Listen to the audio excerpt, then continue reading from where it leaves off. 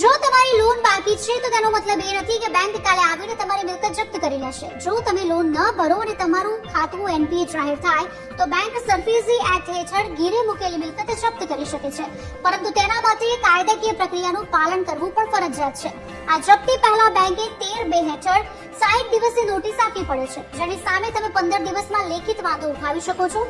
અને જો બેંક નિયમોનું ઉલ્લંઘન કરે કે પછી રિકવરી એજન્ટ ધમકાવે તો તમે પોલીસ ફરિયાદ અથવા તો ડેપ્ટ રિકવરી ટ્રિબ્યુનલમાં અપીલ કરી શકો છો.